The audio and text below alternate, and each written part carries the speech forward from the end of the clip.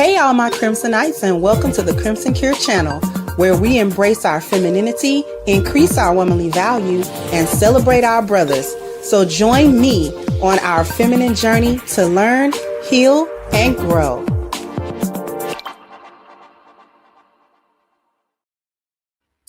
Hey there, my Crimsonites. How we doing today? We got a very important show. And it is not going to be about exactly what you think it's going to be about after you see this video. So I ran across this video that I thought was very, very interesting and very telling and very revealing about the reasons why marriages and relationships are failing left and right, particularly in the Black community and particularly from the female side.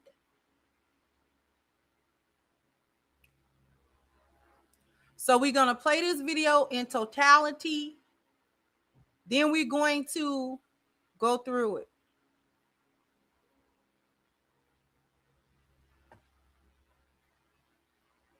What turned me off from church, that made me say, I'm not going to church for a little while, I need a break, it became trendy.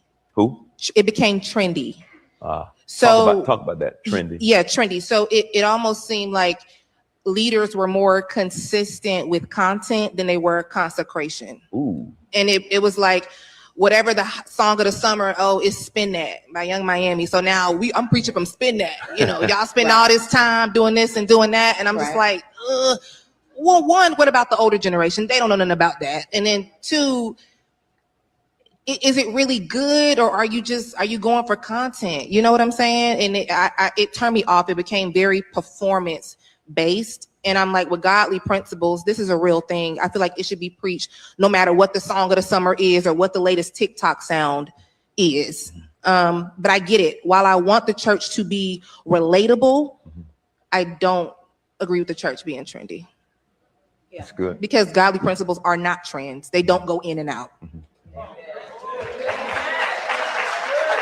I like it. I just don't want to feel like every time I come to church or whatever I do is not enough. Sometimes I feel like the church can sometimes make you feel like that.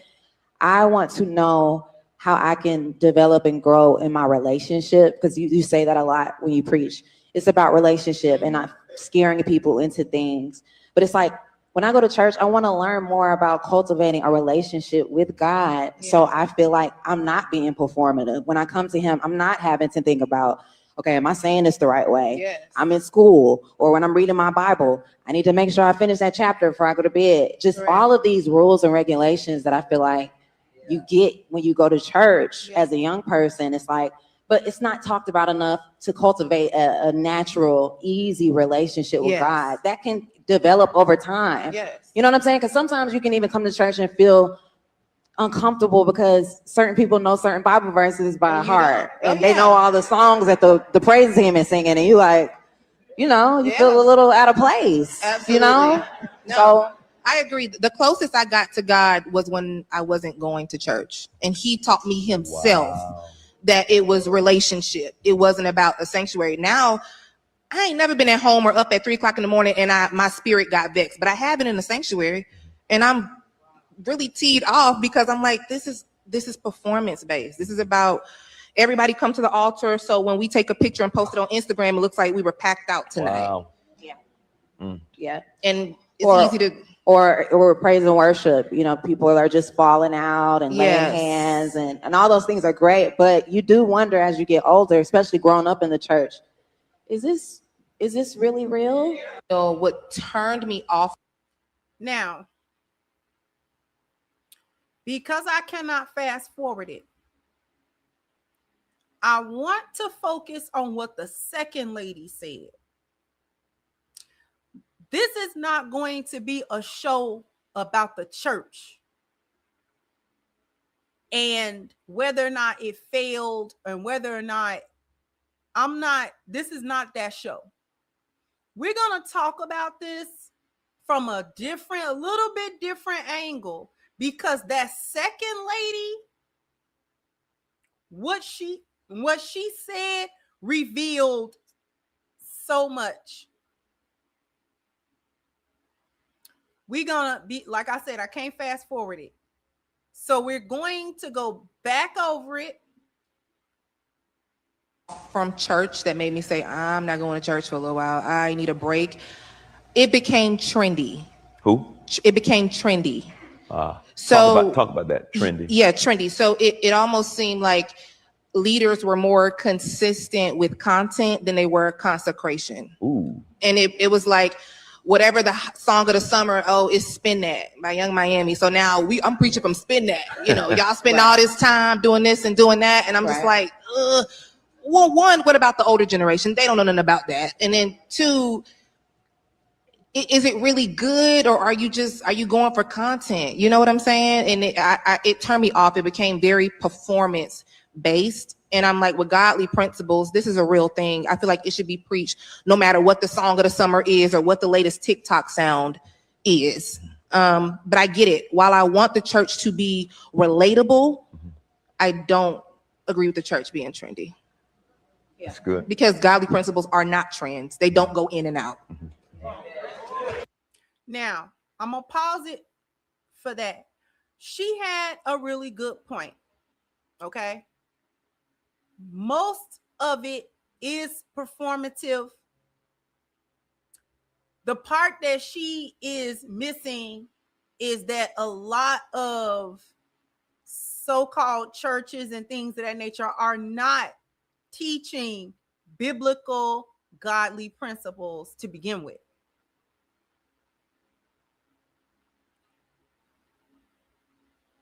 We can stick a pin in that. Listen to this other lady. We're going to go point for point with her. I like it. I just don't want to feel like every time I come to church or whatever I do is not enough. Sometimes I feel like the church can sometimes make you feel like that. I want to know how I can develop and grow in my relationship, because you say that a lot when you preach. It's about relationship and not scaring people into things. But it's like, when I go to church, I want to learn more about cultivating a relationship with God. Yeah. So I feel like I'm not being performative. When I come to him, I'm not having to think about, okay, am I saying this the right way? Yes. I'm in school. Or when I'm reading my Bible, I need to make sure I finish that chapter before I go to bed. Just correct. All of these rules and regulations. Stop right there. Problem number one. You don't want rules and regulations. You don't want rules and regulations. Don't want to feel pressured. Don't want to feel like what you're doing is not good enough, or that you must meet some form of standard.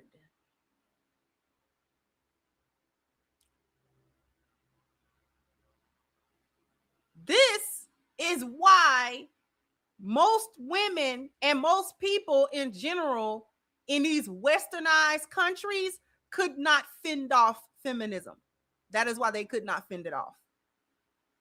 Because they want a life where they receive benefits without too much work, or feeling strained, or feeling as if they must meet a requirement or a standard.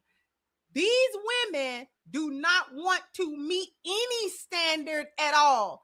And the men want them to appreciate, recognize, acknowledge, and abide by their standard. It's not going to happen as long as these are the prevailing thoughts. You should absolutely be feeling like you're not doing enough. You should absolutely be feeling that when you come into what you have deemed, what you see as a house of worship, a house of God, that you are not doing enough. She mentioned, well, other people know a Bible verse, so read it.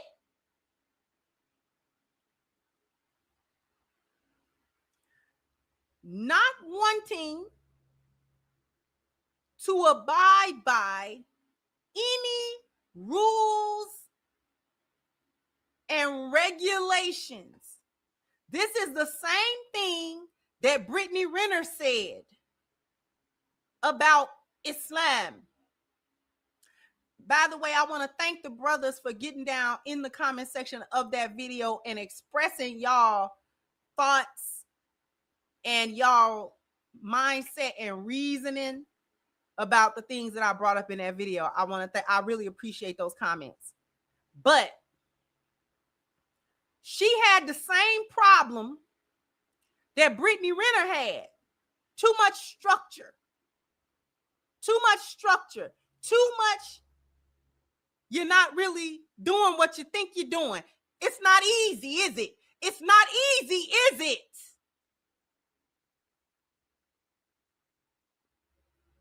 When you want the benefit of something, it's not easy. You want the forgiveness of Allah. You want the bounties of Allah. You want Allah to open his treasure to you. You want Allah to open his mercy to you. You want Allah to open up all these avenues for you. Make a way out of no way. Make it easy. Make it this, do that. But you don't want to work. You don't want to work for any of it. You don't want to feel like you obligated to do anything in order to receive anything of value. But you prove how worthless it is to you by the lack of effort you're willing to put into it. Everything you want God to do for you is worthless and meaningless to you if you are unwilling to engage yourself with your Lord in a way where you are working and obligated to obey, obligated to submit. When you read the Bible, when you read a Quran, you get convicted. When you read passages, chapters, verses that pertain to your wickedness, your disobedience, and your rebellion.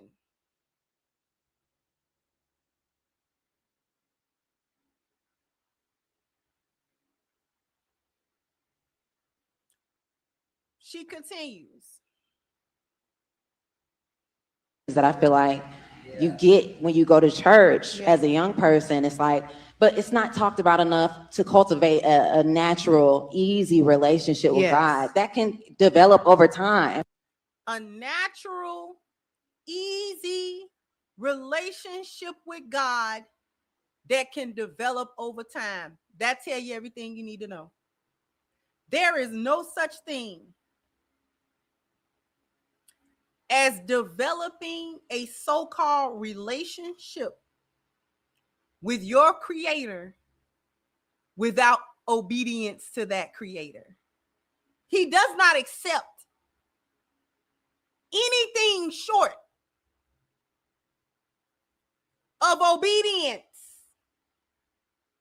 And if at any time you slip, you are disobedient, you are doing anything that he has forbidden or anything like that, that you come in repentance about that and you do your best to rectify and correct.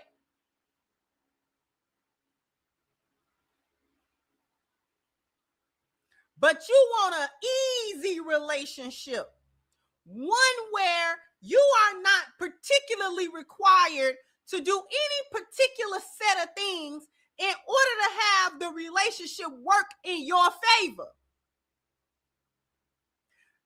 I hope y'all are seeing the parallel. The marriages are failing because the women, and not just the women, but I'm aiming at the women today, don't have a sense of duty nor a sense of obligation. This is the problem this is the root cause of no accountability. This is the root cause of non-submission. This is the root cause of rebellion against order and being undisciplined and out of order. The root cause of it is because they even want that type of relationship with the Most High and can't get it. They think having a relationship with God is they're able to purge everything they think, and God is permissive to them, that God lets them do whatever and always forgives them and always allow them to do whatever and make their mistakes and never corrective. And even if there is some correction, the correction gotta feel right. It's gotta come at the right time. It's gotta come in the right form, which doesn't exist. This is why I have always said,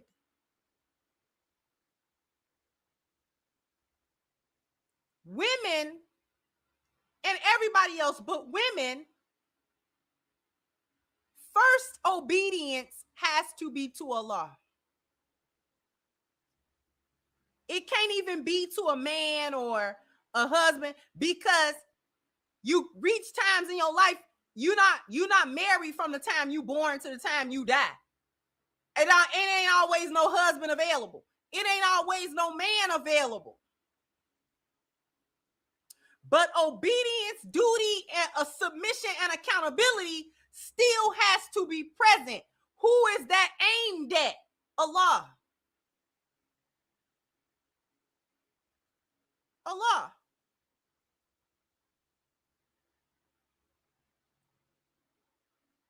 The obedience is to Allah. The structure and the order is from Allah. The practicing of being corrected, having to have a duty, having to do things, having to, yes, feel the pressure. Let me read that verse before I go to bed. Make certain things a habit. Get the discipline. It's there to discipline you.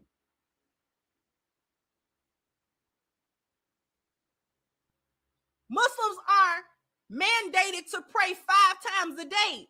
That is the beginning of discipline. Get up in the morning, pray before the sun rises. Get up out of your bed.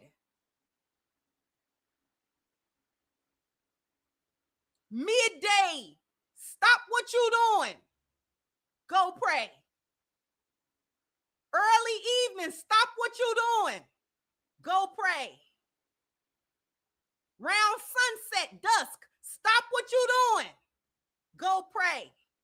Nighttime before you go to bed, stop what you're doing. Go pray. That's the beginning of disciplining. To cultivate good habits that help you physically, mentally, and spiritually.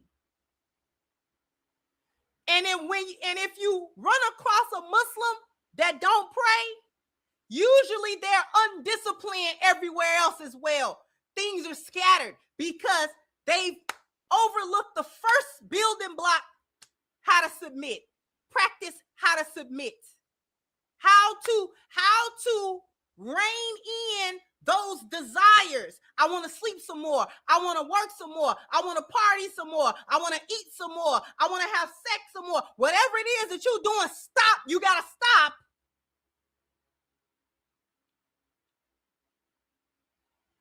Got to stop. And go pray. That's step one. To such a degree that in Islam, it is said that Allah judges the Muslims after Iman, whether or not you believed in Allah at all. The next thing is the Salat, the judgment of the Salat. And if the Salat is intact, everything else is intact. But if the Salat is found lacking, wanting, missing, then everything else is out of order. Now we got to go through you with a fine-tooth comb.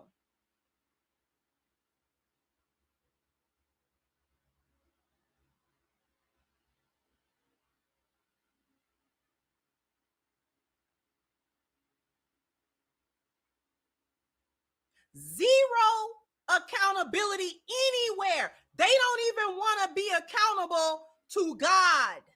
And so the relationship that they call themselves carrying with God, they carry it with men. And it don't work. The carrying of these relationships in this manner with men is like the physical representation of how much it fails with God. Did that make sense to y'all? It's like God is showing them it ain't working on either end. Because you doing to them what you call yourself doing to me. And you see how you failing with them? What you think you doing with me? Because they get into relationships with men and they don't want to have them put no effort in. The man got to do everything. He got to carry it emotionally. He got to carry it financially. He got to carry it, labor-wise. He got to carry everything. She don't want to put no emotional effort. She don't want to put no physical effort. She don't want to put no fun. She don't want to be responsible for nothing. Where to the point where if you don't do it, something falls apart because you didn't do your job. When you listen to them on these podcasts and all that type of stuff, and they start talking about what keeps a relationship together, rarely women say duty. I bear witness, ashadu. It's duty. Not love. Not lust.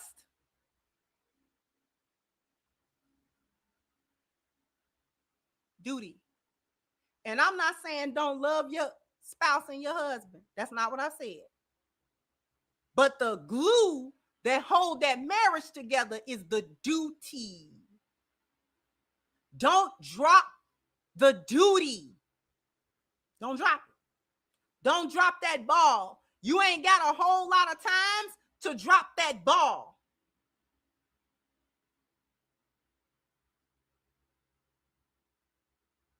Where's the sense of duty and responsibility? Yes, you are obligated. In these relationships, you are obligated to observe and see to the rights of your husband. He is obligated to observe and see to your rights. That is how you maintain the marriage. The duty of that, the work involved. You got to get up every day and choose to do it.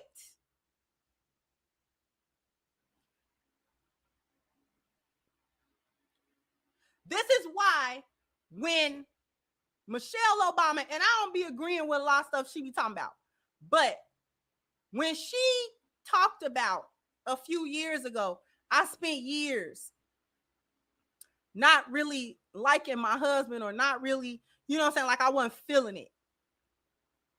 And it was a lot of men that jumped down her throat. Oh, see, They don't love you, this, that, and the third. But I never thought that way. And I was actually surprised that the men had that thought. Because you know what she did? What? First off, she didn't leave because her emotions felt a certain way. She did not allow that to make her leave,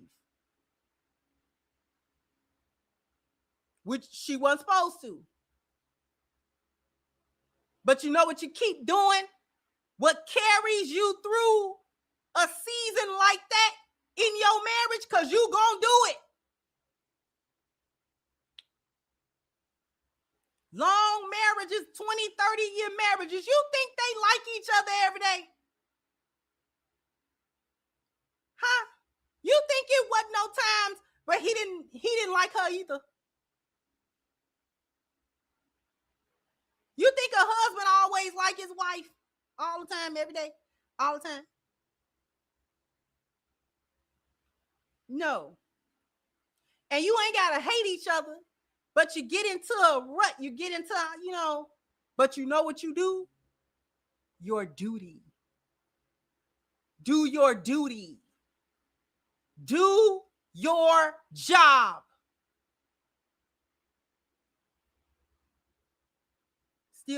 I still gotta cook. I still gotta clean. I still have to attend to his emotional self. I still have to support. I still have to maintain these things regardless of my emotional state.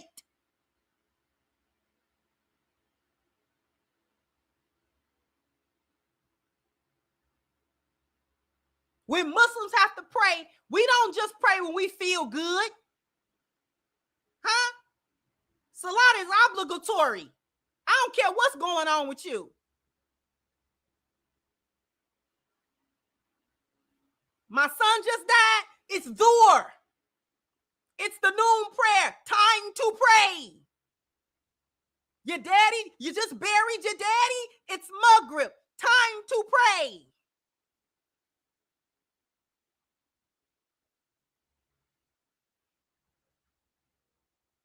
Your husband died in your arms, but it's Fajr. Time to pray.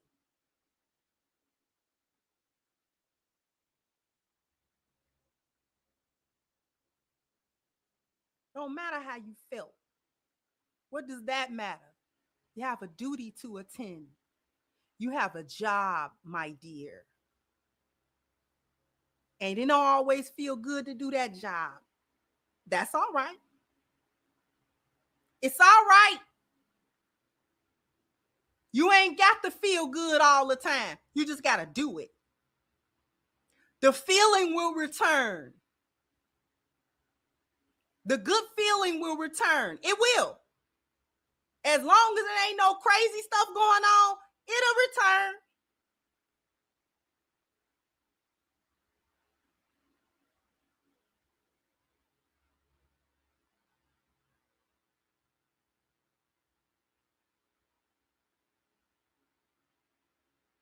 You just got through arguing with your spouse. Time to pray. Go pray.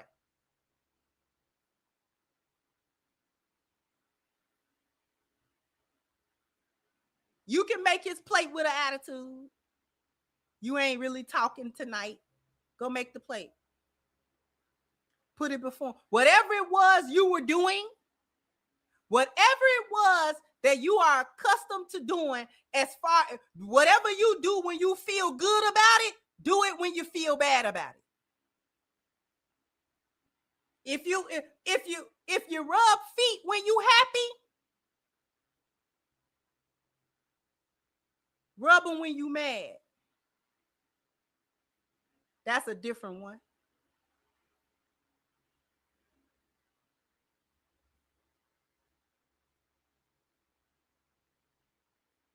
Because when you don't want to go to work, what you do?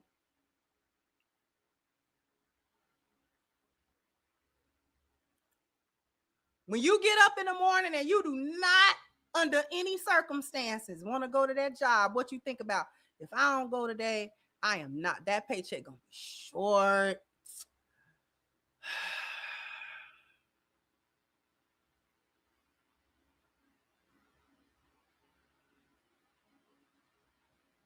and you do what? Your job. You might. Let's be real. You might have to serve him with an attitude because we just got through arguing 5 minutes ago. I'm mad at you. But you still gonna get this plate of chicken with your 2 sides and your drink. And I'm gonna sit them before you and I'm not gonna say nothing.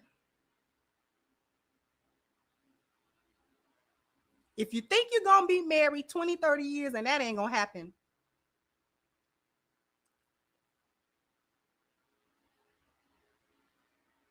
he just got through arguing with you and he's still gonna go out there and make sure your car was full of gas. He just ain't gonna say nothing.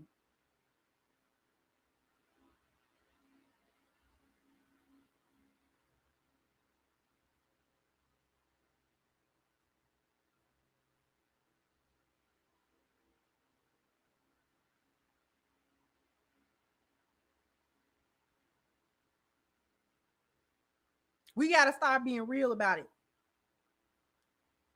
She don't want no duty. She said she wanted an easy relationship with God, and I have never heard of that. Everything about cultivating a relationship with the Most High is challenging because you got to keep it up. You got to consistently do it. You got to be consistent.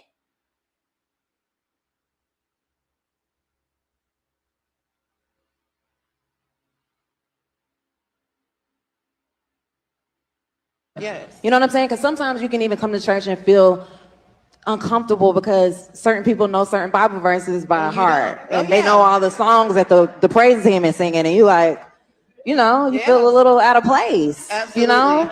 No, so I agree. The closest I got.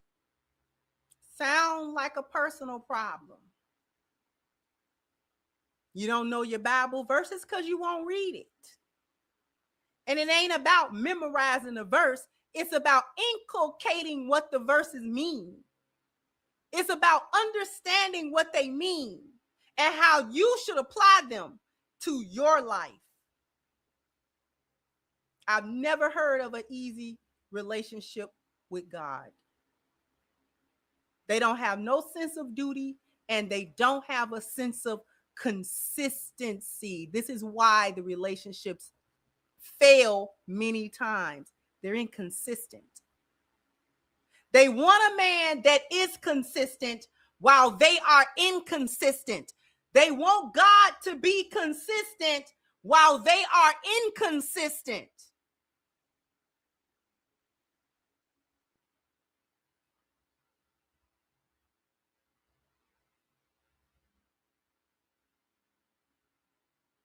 You want a man to consistently treat you a certain kind of way, the way he did when y'all was dating and this, that, and the third. But you think you can be inconsistent in important ways in your relationship and think that you still gonna have it.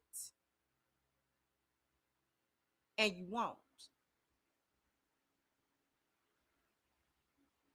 You forget how to be kind. You forget all your manners. No consistency. You smile and you talk nice and you talk sweet when you are feeling good about him or when you want something. And when you get upset, you forget how to be respectful. You forget your manners. You forget your place and his place. You forget he your husband. You forget that Allah is watching. You forget that you still accountable no matter how mad he just made you. And you can be legit mad for a legit reason. And if y'all still call yourself married, he is owed his rights and you are owed your rights. Because if he get mad, you don't expect the bill not to be paid. You don't expect that. Just like you don't expect it with God. You don't expect God to shun you. Turn his head from you, turn his eyes from you, turn a deaf ear to you. You don't expect that. No matter how many times you think you're going to play in his face. You don't even recognize that the foolishness that you go through in your life is a result of your inconsistency, your rebellion, and your lack of submission to Allah. You think you going through something because a man put you through it. You think you going through something because the job put you through it. You going through something because you rebellious and you hard-headed and you think you going to play in God's face. That's why you going through something.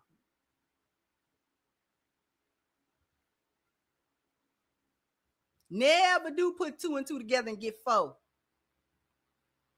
Never do sit back and say, what have I done or not done to get in this situation?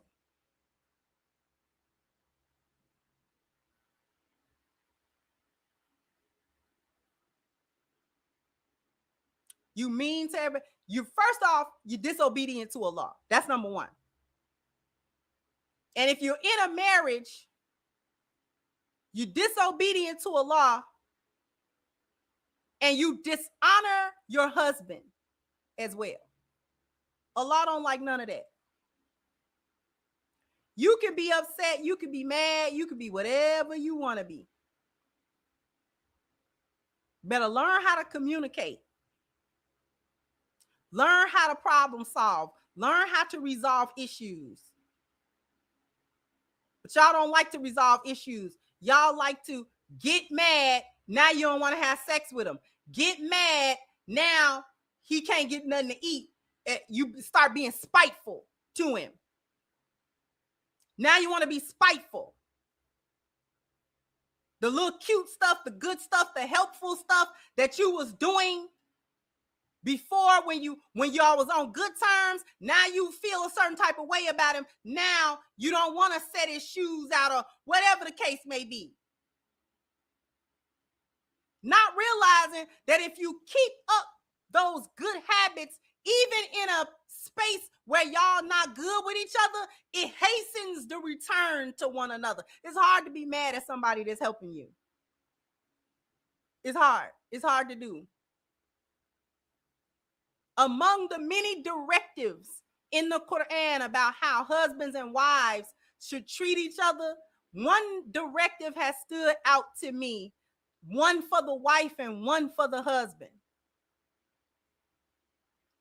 The one directive that has stood out to me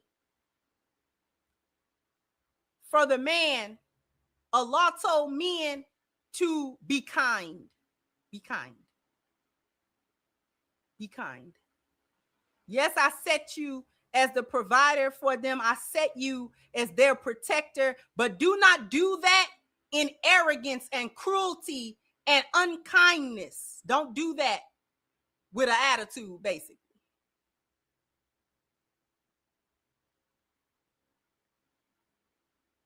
Do that with kindness. And the directive that Allah gave the women to the men, to the wives, to the husband is submit.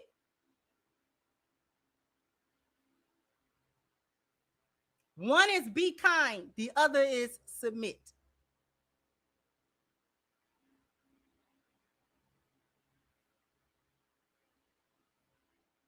Because it's hard to be on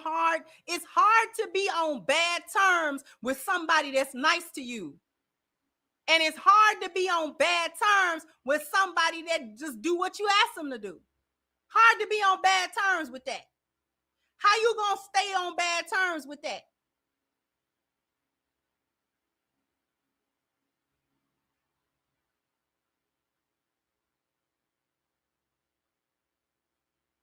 Only a foolish person could blow past that.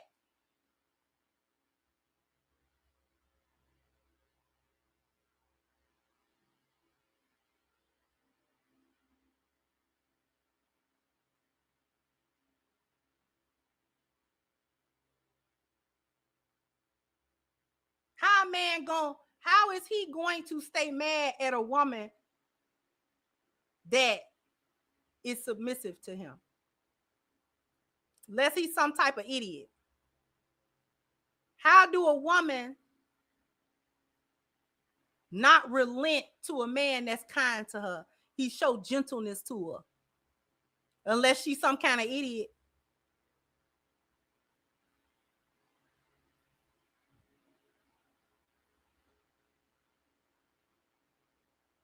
And it's some idiots. I ain't gonna hold you. It's some idiots. It's a bunch of people that cannot even do that. Refuse to do it.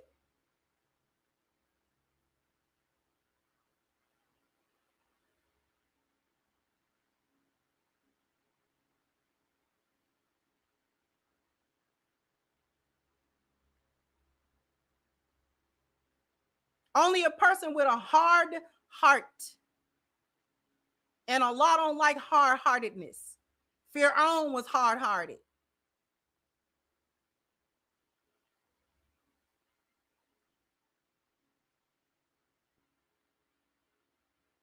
Nothing easy about the relationship with God. That just let me know you don't read your Bible.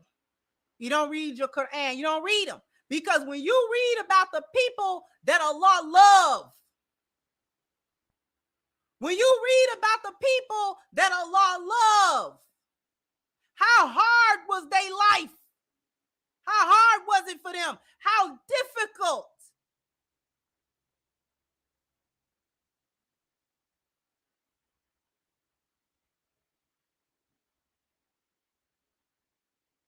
How much stuff did they have to overcome? And I'm talking about the prophets of Allah. These are the people that Allah loves. And then the pious people. The people that's not prophets, but they pious. How difficult. And these are the people that Allah loves. These are the people that cultivated a relationship with the Most High. Because with that hardship, all they had to do was put them hands up. All they had to do was call, and he was coming.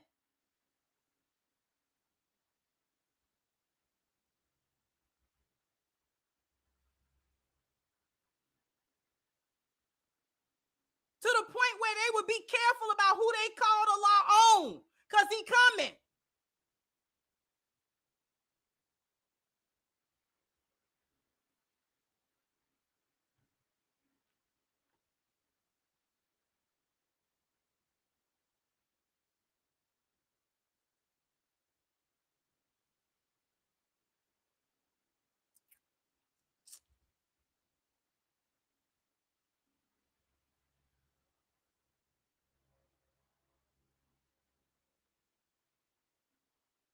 You can't get something for nothing.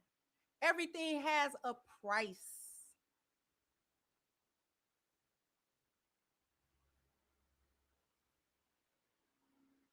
Before I go to commercial break and read these super chats, I'll save it. After these messages, we'll be right back. So I need everybody to go to ashkicking.com. The link is pinned. I don't know if it's pinned to the top anymore. I think it's pinned to the bottom now of the chat. ashkicking.com. Keep your skin looking and feeling and smelling fresh and smooth and silky. You need the body butter in front of you right now. If this is going to be your first order, please take advantage of the 10% discount using the promo code Crimson at checkout.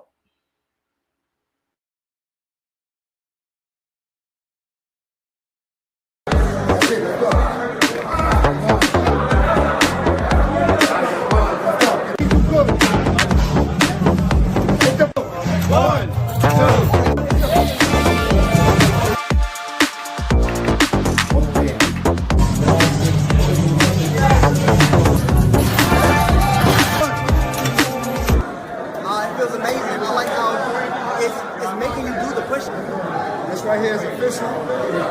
Never really saw anything like this before. How do you know when you're doing a proper push up? You gotta go all the way down, chest touching the floor, coming back up full extension. But now that you told me how to do it, now how you know when you're doing it? You don't know, and you won't know unless you have what it is. Nah, that was fine. That was fine. Make sure it keeps you accountable. Accountability is everything. So incredible. You can't cheat. Great. You go all the way down and all the way up, and that's one solid rep. Good money. That's it. It's no arguing, no debating, no questioning. All the way down, all the way up. You got to start and finish the same way. She got my shit. Fucking crib raiser.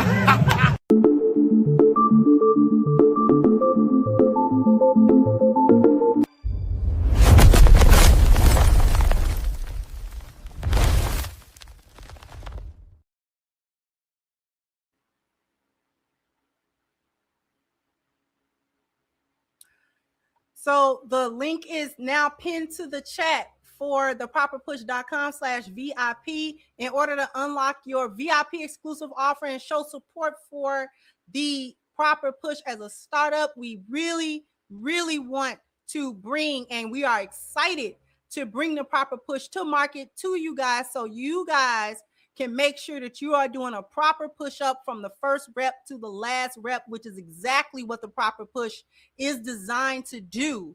In order to show your support, you want to click the link pinned to the chat, and you will receive 20% off the Proper Push when the product is ready to launch, exclusive merchandise, instant alerts when Kickstarter goes live, and first access to early bird Kickstarter rewards. For the Proper Push, all you have to do is click the link and put in your email and verify it. Once you do, you will be sent an invitation to lock in your VIP spot for only $1. And I thank everyone who has already done this, and I thank everyone who in the future is going to support the Proper Push. Let me look at this. Thank you, Quiet Faith, for a member for 23 months. That's 2 years. Thank you. Say like, subscribe, support these discussions and platforms. Thank you, Frederick, for the super sticker and for giving a membership. Thank you so much. And thank you, Stitches, for your super sticker as well. I appreciate you.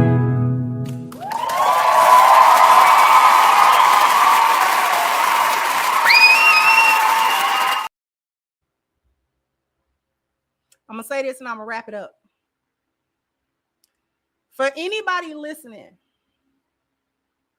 that does not like me being a Muslim, they don't like Muslims, you don't believe in the Quran, you don't believe in Allah, you don't believe in this, that, and the third, I want y'all to hear me and hear me well.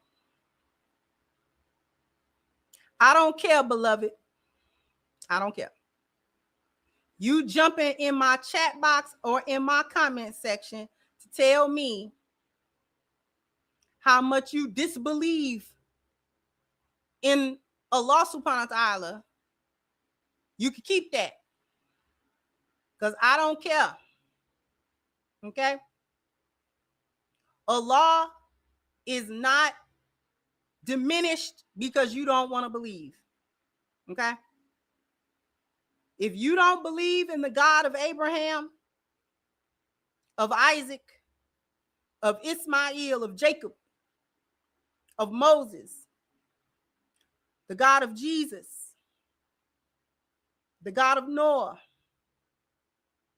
the God of Job and Lut, and the God of Muhammad, if you don't believe in that God, that okay. I ain't got nothing to do with that. What you tell me for? You can keep it.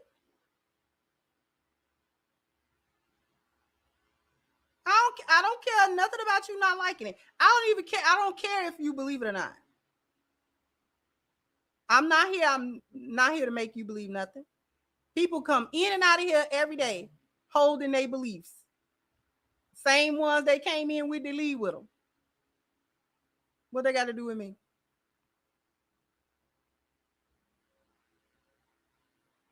To you be your way, and to me be mine. I am not worshiping what you are worshiping.